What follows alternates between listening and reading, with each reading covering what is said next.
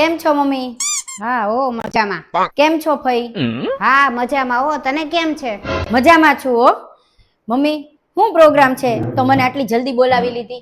અરે કાલે ઘરમાં પૂજા છે એટલે તને બોલાવી છે, અને તારા વિના થઈ શકે એમ જ નથી એટલે. એમ શેની પૂજા છે ફઈ? આપણા કુલદેવી છે ને એની પૂજા કરવાની. ઠીક. આપણે પૂજા કરવાની છે ને એમાં તારે થોડુંક નાનકડું એવું કામ કરવાનું છે. હા ફઈ કરી દઈશું, તમે કયો એમ કરી દઈશ. અને સાંભળજો, તું કહેતી હતી ને પણ આ કેટલી સારી છોકરી છે, કેવી તરત જલ્દી માની ગઈ. આ તારી મમ્મી જો કેટલી ચિંતા કરતી હતી કે એ નહીં કરી શકે, તે તો તરત હા પાડી. કેમ ન કરી શકું? કરી શકીશ ને. આ ઘરે મારું જ છે ને, એમે તે પૂજાનું કામ તો દરેક છોકરીએ કરવું જ જોઈએ.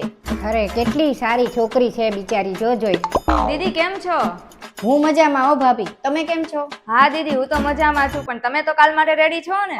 હું તો રેડી જ છું પૂજા કરવા માટે, પણ કરવાનું છે હું પૂજામાં? અરે દીદી તમે કાલે જ જોઈ લેજો ને, અત્યારે હું કહીશ તો તમારો મૂડ બદલાઈ જશે. હે? મૂડ બદલાઈ જાય? પણ કેમ? અરે કઈ નહીં દીદી. કાઈ નહીં. મમ્મી તમે જ કહો તો, કરવાનું છે હું પૂજામાં? અરે તારે છે ને માથે માટલું રાખીને આપણા કુલદેવીનું મંદિર છે ને ત્યાં સુધી હાલીને જવાનું. હે? હા ઈ તે ખાધા પીધા વગર. એવું નહીં કરી શકું. મમ્મી તમે કેમ માની લીધું કે હું કરી શકીશ? અરે એમાં નો થાય એવું શું છે, તારે જ કરવાનું છે. તું આ ઘરની દીકરી છો તો તારે કરવું પડે. હા દીદી, અને બીજો કોઈ ઓપ્શન એ નહોતો, કેમ કે આ કામ છે ને એ ઘરની છોકરીને જ કરવાનું છે. પણ કેમ? આ કરવું જ હું કામ જોઈએ? કીધું કોણે આવું કરવાનું? એક હાથીએ કીધું. હાથીને? મતલબ? અરે એક હાથીએ મમ્મીને એમ કીધું કે આ ઘરમાં ચૂડેલ છે, એટલે આ ચૂડેલને ભગાડવા માટે આ કામ ઈ ઘરની છોકરીને જ કરવું પડે. અરે પણ હાથી કઈ રીતના બોલી શકે? દીદી તમે મમ્મીને પૂછી લો. અરે મમ્મી હાથી કેવી રીતના બોલી શકે? અરે હાથીને જે બોલવું તું એ બોલી દીધું, પણ તું તો કે તું કરીશ. અરે મમ્મી કુળદેવીનું મંદિર તો 18 કિલોમીટર દૂર છે. 18 નહીં 20 કિલોમીટર દૂર છે. હા 20. પણ આ 20 કિલોમીટર હું હાલીશ કેમ? અરે દીદી તમે એકલા થોડી ના ચાલશો, અમે બધા તે તમારી સાથે ચાલશું ને. અરે હા ભાભી, પણ તમારા માથે માટલા થોડી હશે. એમ તો ભાઈ તમે આ ઘરની છોકરી છો તો તમે લઈ લેજો ને માટલું માથે અને હાલજો મારી હારે. ઘરમાં ચૂડેલ હોય એને ભગાડવાની હોય તો હું આ ઘરની છોકરી છું, અને સારું સારું ખાવાનું હોય, બહાર જવાનું હોય, સારા સારી હાડીઓ લેવાની હોય તો તું આ ઘરની છોકરી થઈ જાસ.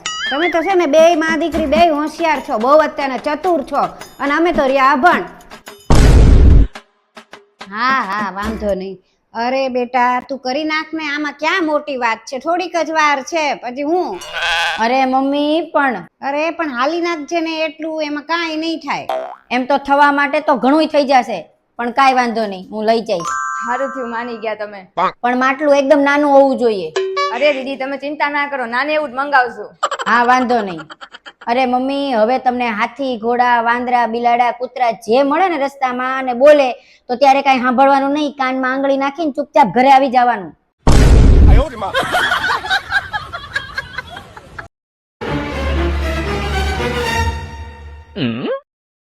સારું થયું લે ભાવિન તું આવી ગયો. આ જો બધાએ હવે તૈયાર થઈ ગયા છે. તને ખબર છે ને આપણે કુલદેવીએ જવાનું છે હાલીને. હા અહીંથી ને 20 કિલોમીટર છે, તો તું હાલી શકીશ કે પછી તું ગાડી લઈને આવીશ? તારે જેમ કરવું હોય એમ કરજે. અને આ તારી બેની માની ગઈ છે કે હા હું કરીશ આ જે કીધું ને એ પ્રમાણે. તો તું છે ને એના માટે એક નાનું એવું માટલું લઈ આવજે, કારણ કે મોટું માટલું એ ઉપાડી નહીં શકે.